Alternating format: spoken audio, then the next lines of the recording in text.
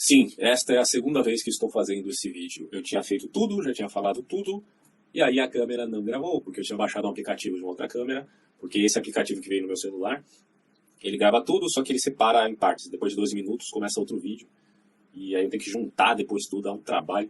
Bom, aí eu falei, vou baixar um aplicativo. Baixei o aplicativo, o que aconteceu? Fiz tudo certinho, bonitinho, falei tudo, e ele não gravou.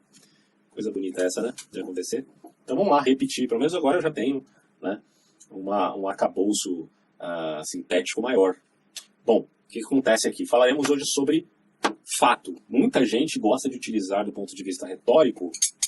Ah, meu lápis. Tem outra coisa aqui para mim. Vou usar esse aqui então. Muita gente gosta de utilizar do ponto de vista retórico esse conceito aqui de fato, certo? Mas o que é fato, afinal de contas, se nós problematizarmos a coisa dentro do arcabouço filosófico de toda a história do pensamento? Aí o negócio começa a ficar um pouquinho mais complicado. E é isso que eu pretendo fazer aqui, claro, sempre como uma introdução, porque não dá para fazer vídeos curtos, e para quem não sabe, do ponto de vista de filosofia, um vídeo de 30, 40 até uma hora sobre determinados assuntos filosóficos é assim curto, né?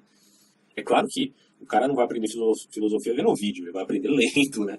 Eu concordo nesse ponto aí. Mas assim, introdução, fato. Nós usamos esse conceito sempre do ponto de vista retórico. Na política, do ponto de vista do direito, judicialmente, juridicamente, em qualquer ambiente que temos ganhar algum tipo de discussão, no debate público em geral, estou falando de fato, não estou falando de opinião.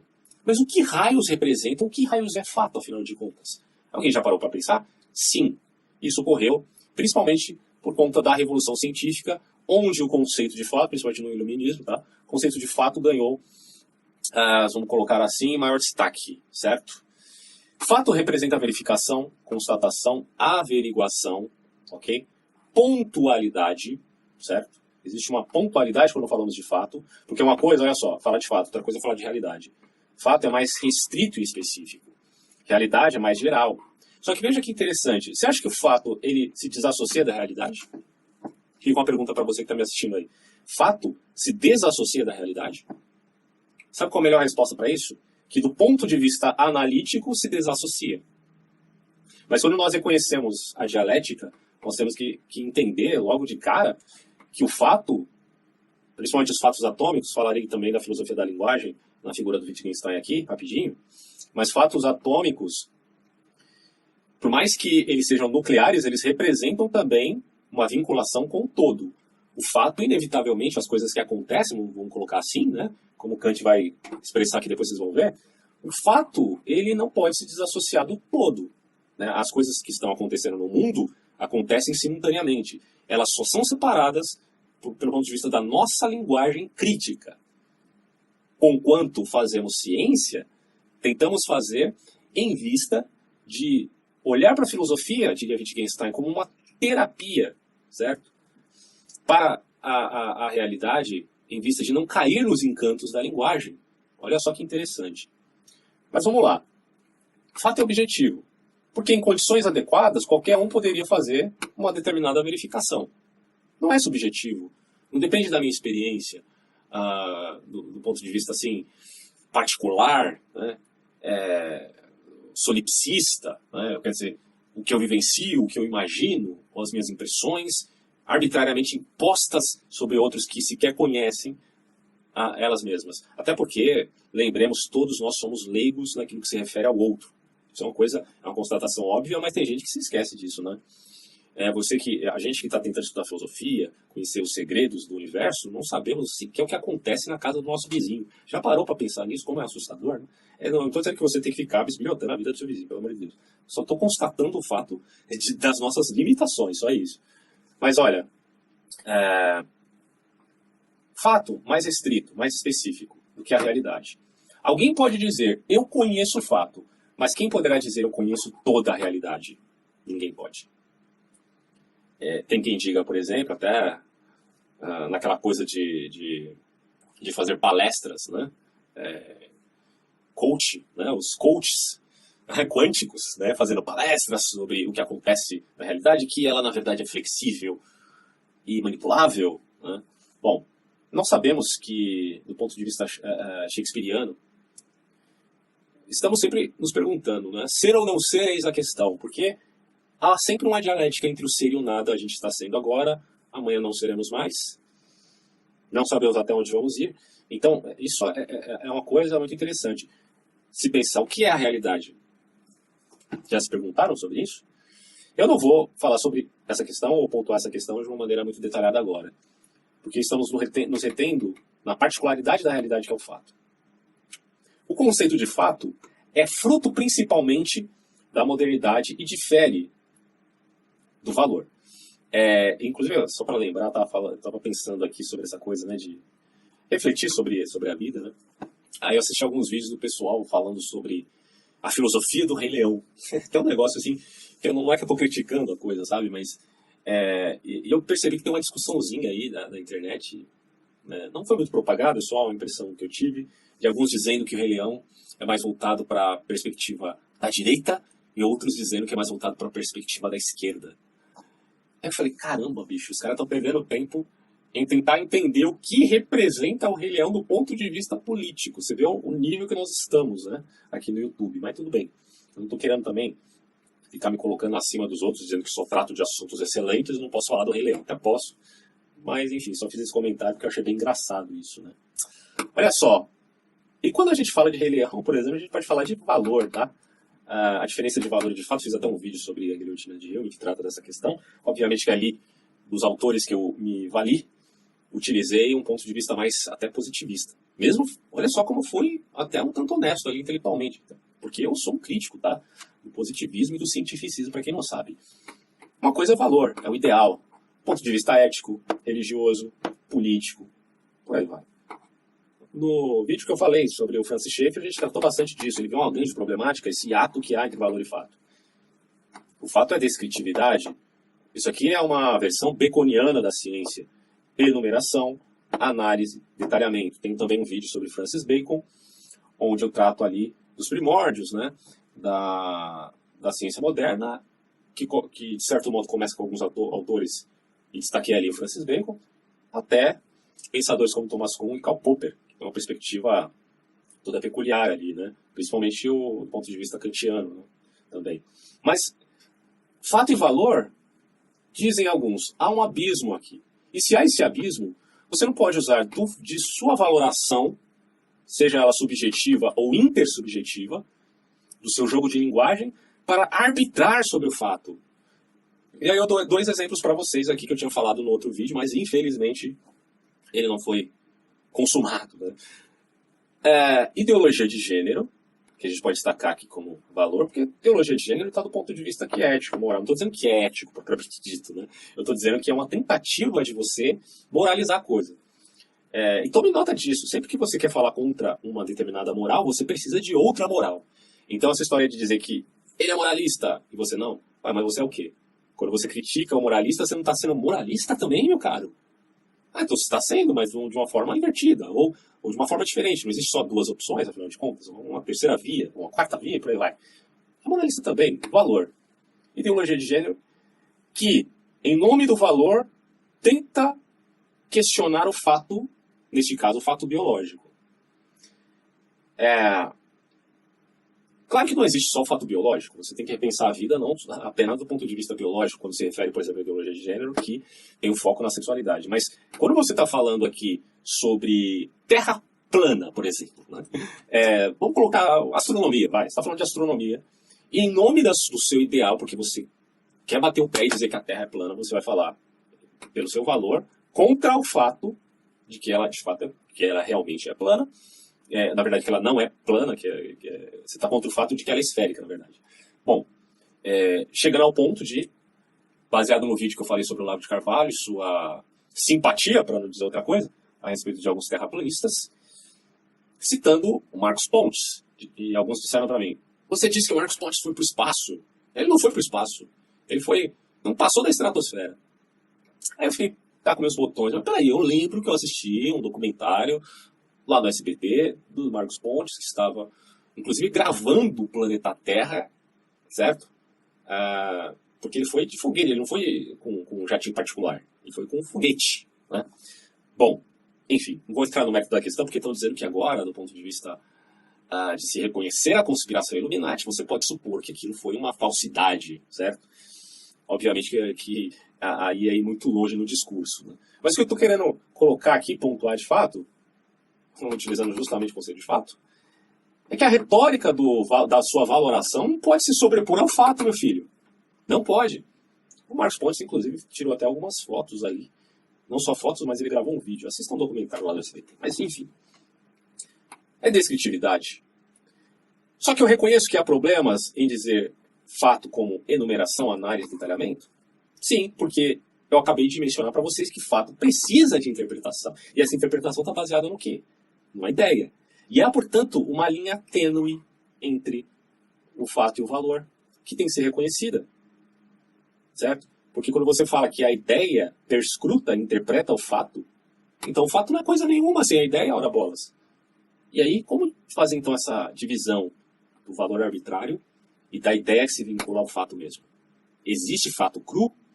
Vou dizer para vocês aqui com toda a certeza do mundo que o fato cru não basta para você interpretar a realidade. Tá? E isso aqui é muito importante, inclusive, para o debate público. Né? Tem muita gente que usa conceito de fato, mas uma introduçãozinha é sempre interessante, certo? Para a gente não cometer muitas gafes aí do ponto de vista intelectual. Fato é referente a um método apropriado, independente de crenças subjetivas. Isso aqui, René Descartes. Século XVII, a filosofia moderna está muito calcada no conceito de método, certo? E através do método, e aí pode existir vários métodos, porque só vai existir o método cartesiano, afinal de contas, né?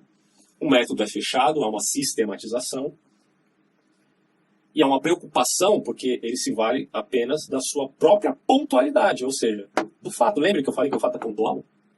Só que, quando você olha o fato como pontual, o que acontece? Você faz um recorte. Você se esquiva de todo o resto, certo? De tudo que tem além do fato. Porque o fato não está separado da realidade não, meu querido. O fato aqui, ó, ele está imbricado no todo. As coisas acontecem simultaneamente. Mas o método implica em você focar pontualmente uma determinada questão. Método apropriado para uma investigação apropriada. E aqui, a gente tem que reconhecer, independe de crenças subjetivas. É o que sempre quis Francis Bacon, o seu órgão que tentou superar Aristóteles. Algo que independa das nossas crenças subjetivas, pelo amor de Deus. Bom, ele está certo nisso? Do ponto de vista de investigação, sim. Só que reconheçamos. O fato, o processo analítico recorta o fato da realidade. Mas na realidade mesma ele não está reportado coisa nenhuma.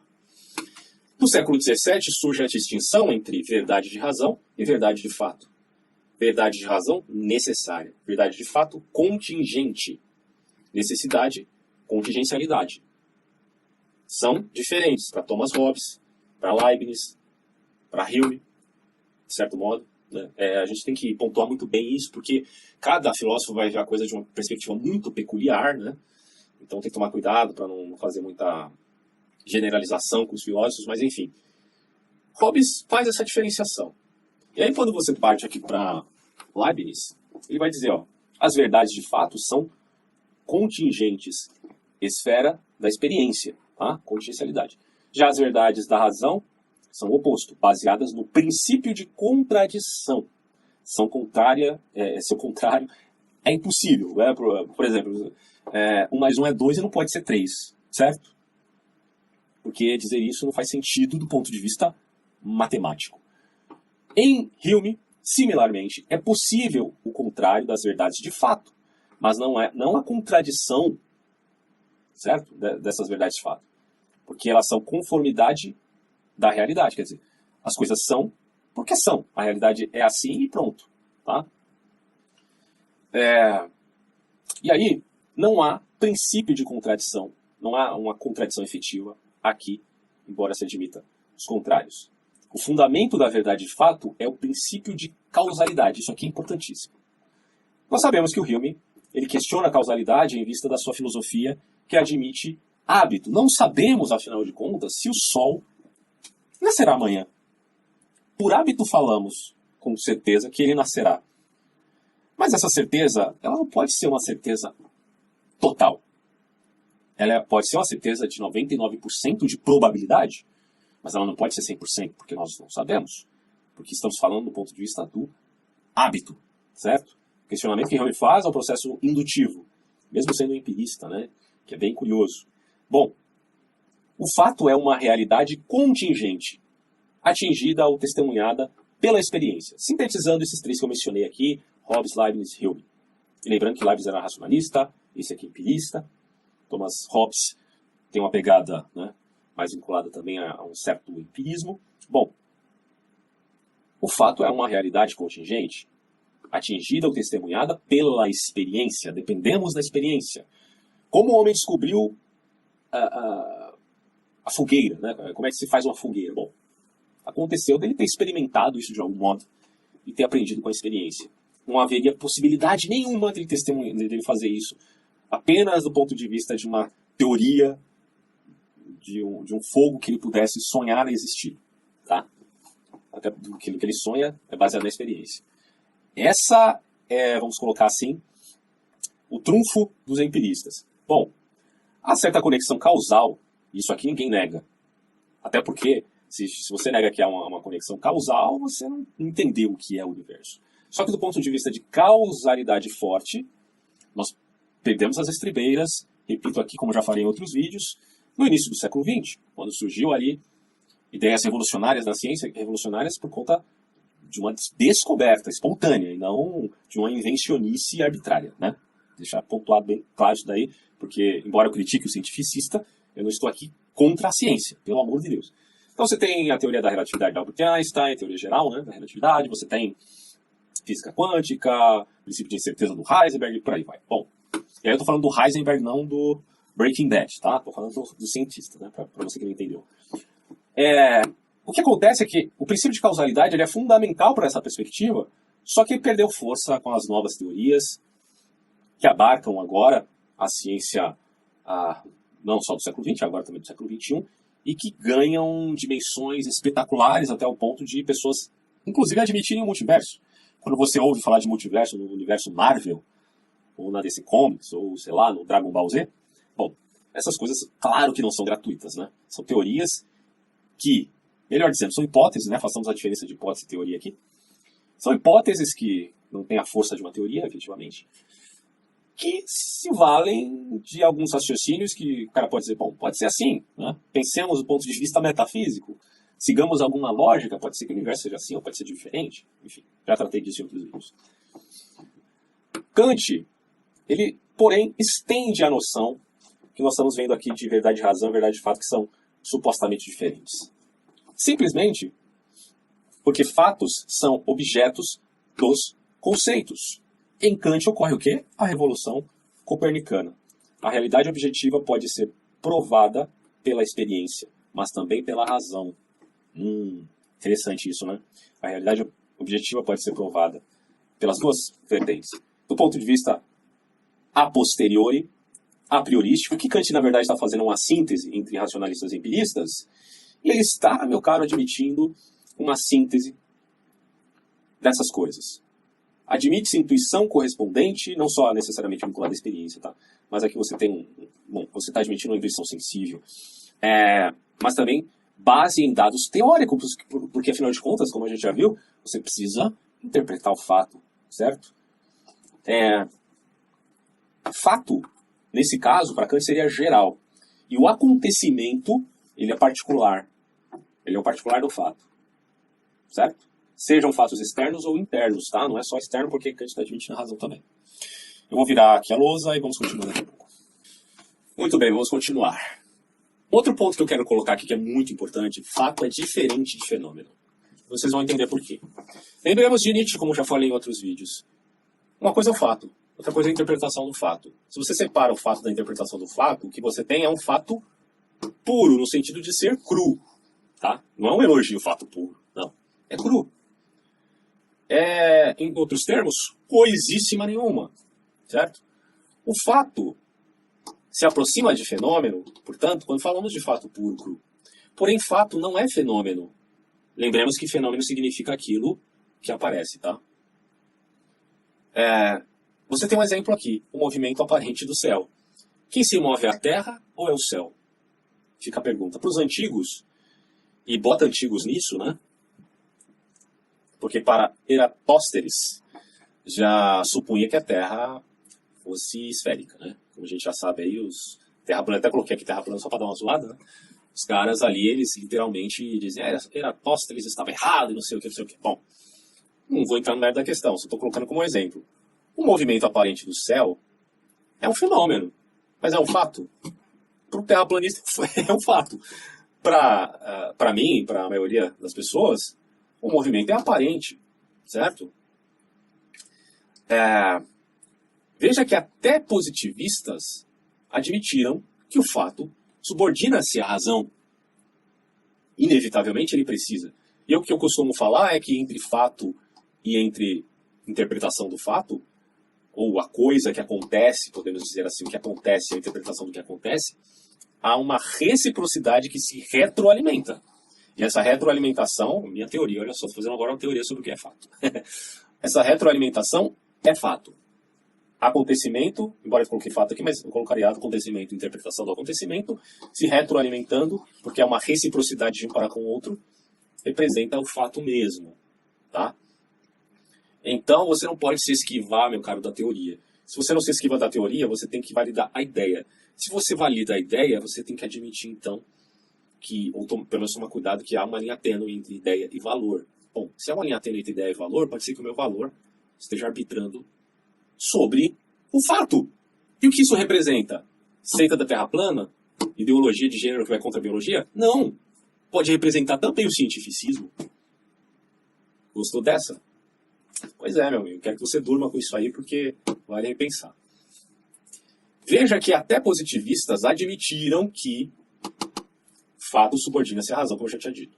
Mesmo no método experimental, o único critério real é a razão, certo? Por isso que quando você pensa em física atualmente, você vai falar de física teórica e de física experimental.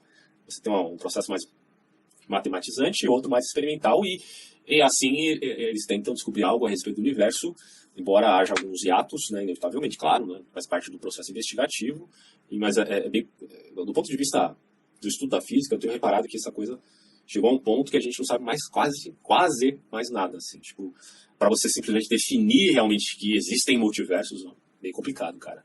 Mas enfim, um fato não é nada por si mesmo. Esse é o ponto. Ele é cru. Bom, ele por acaso é um fenômeno? Não necessariamente. Ele precisa daquilo que fornece a importância. E o que fornece importância não é o valor? Não necessariamente o valor, mas uma ideia crítica que se retroalimenta do fato também, tá? Por isso que aí eu estou falando aqui. Eu sei que podemos admitir, existe um hiato entre fato e valor. Mas, ao mesmo tempo, eu não posso negar que há uma retroalimentação de determinado valor, conquanto se admita não só sua prescrição ética, mas também fato. Ou seja, o acontecimento, certo? O contexto, a contingência. Também é importante, pelo amor de Deus. Bom, olha só o que o Abagnano fala. Na fenomenologia, uma coisa não é fato. Isso aqui é Edmund Husserl, tá? Fenomenologia. Mas é fato que essa tal coisa existe e que tem este ou aquele caráter. Tá? Interessante, do ponto de vista da fenomenologia. Agora, para Wittgenstein, o estado de coisas é o fato atômico. Fato atômico, que é um componente elementar dos fatos, certo? Aqui é basicamente o objeto de uma proposição. Tá? Quando você vai falar de uma proposição, eu já vou explicar isso aqui, mas como eu já falei no meu vídeo sobre Wittgenstein, você está tratando de proposição como um retrato do fato. Claro que uma proposição pode ser falsa ou verdadeira, e é óbvio que o Wittgenstein fala isso. Mas enfim, a ideia do Wittgenstein, pelo menos do primeiro e não do segundo necessariamente, é dizer a proposição tem por objeto um fato. Só que o fato é divisível? Sim, é divisível, certo? Tanto para ele como para Bertrand Russell, e não confundir Russell com Husserl, tá? Bertrand Russell foi um filósofo, lógico, bem conhecido, assim como foi Edmund Husserl também, muito conhecido, mas são filosofias distintas. E como diria Bertrand Russell, os fatos são aquilo que torna as proposições verdadeiras ou falsas. E aí o que acontece? Assim, pois, o mundo divide-se em fatos, mas o próprio fato é divisível, né? Então, o fato é divisível porque existem fatos atômicos, como diz o Reale, quando ele faz a síntese. Sócrates é ateniense e Sócrates é sábio. Bom, você tem dois fatos, um fato geral, certo? E você tem, então, fatos nucleares, fatos atômicos, que estão ali dentro. Só que os fatos atômicos, eles também são divisíveis. Mas é claro, óbvio, que eles não são divisíveis por outros fatos. Eles são divisíveis pelos seus componentes. Do ponto de vista linguístico, você tem a cópula, tá? Sócrates é sábio, certo? É um fato que tem os seus componentes ali necessários. Em síntese, no Tractatus, o Wittgenstein está dizendo: a linguagem é composta de proposição e essas proposições podem ser verdadeiras ou falsas. Já o mundo é composto de fatos, porque as coisas são de um certo modo. Ok. Proposições são imagens linguísticas, representação projetiva da realidade. É um mapa fazendo o papel da linguagem, enquanto a realidade é aquilo que o mapa está tentando, enfim, representar. Desse modo, qualquer proposição que não reconhece fatos ou não os retrate é sem sentido algum. Mas isso aqui, meu caro, é o primeiro Wittgenstein. E ele assevera: assim a linguagem passa a ser limitada às declarações sobre fatos no mundo. Pois é. Então, é só isso aqui que a gente pode falar. O resto, nós nos calamos. E esse silêncio em Wittgenstein tem um elemento muito bonito até, né, se a gente for levar em consideração, do aspecto místico da coisa, de pensar a religião e até a ética, se a gente for ver, como uma coisa que nos remete ao silêncio. Né? Mas isso aí fica para outra hora, só estou comentando mesmo. Só que o que acontece? Para o segundo Wittgenstein, a verdadeira filosofia é a batalha contra o encantamento de nosso intelecto, né? Por meio de nossa linguagem. Quer dizer, o intelecto é encantado pela linguagem. E aí o que ele está fazendo aqui? O Wittgenstein está reconhecendo que é uma problematização, até por conta da avaliação que ele faz das matemáticas, colocando aqui no plural, hein? Há um problema de linguagem, certo? Então, a linguagem em si, ela pode encantar o intelecto. E o papel da filosofia é batalhar contra esse encantamento.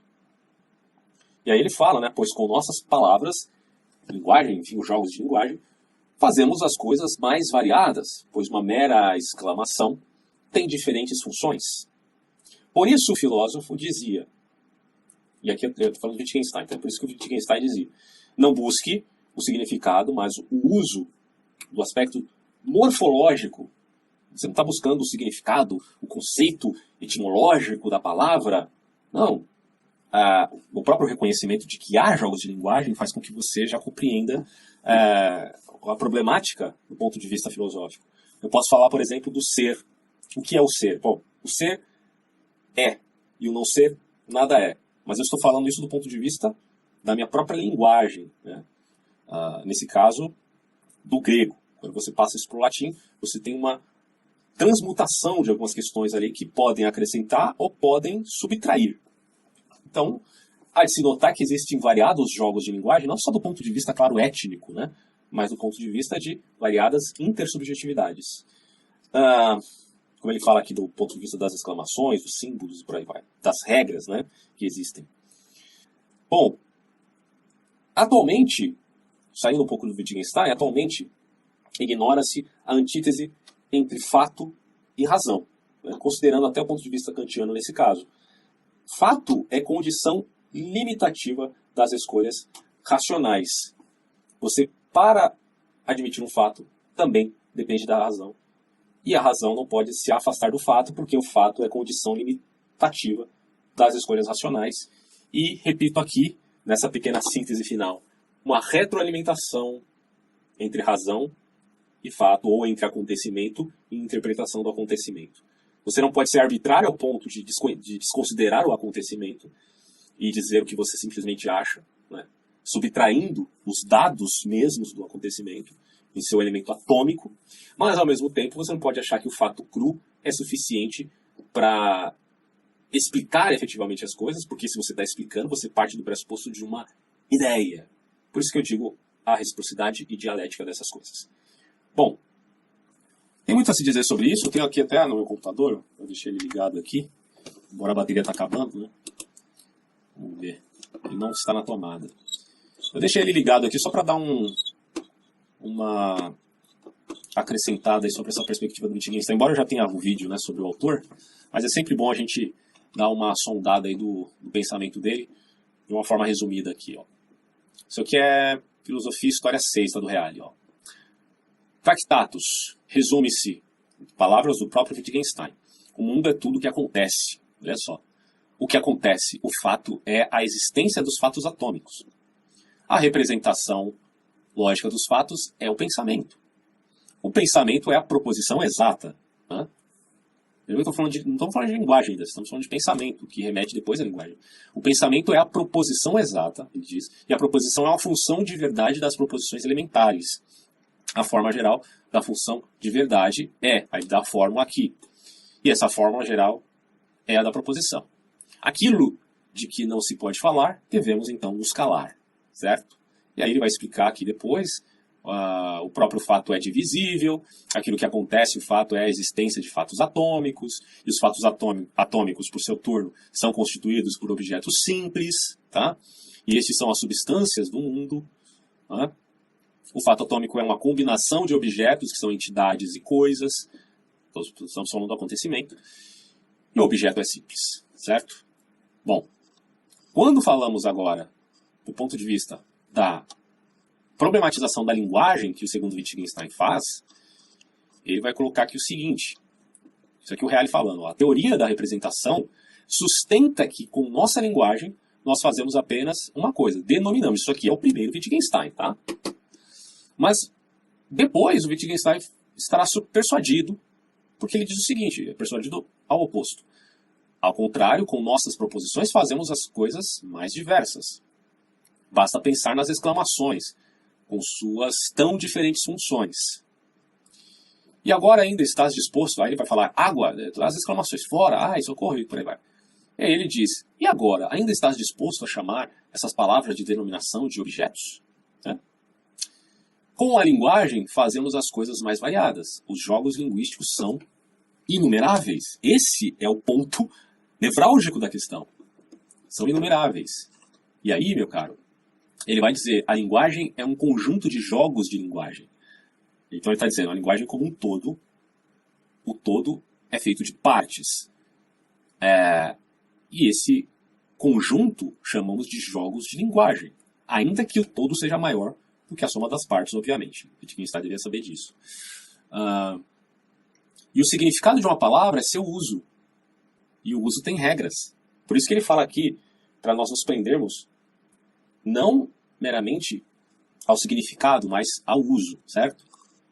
E aí, ele diz aqui, vamos pular um pouquinho, os problemas filosóficos surgem quando falta a linguagem.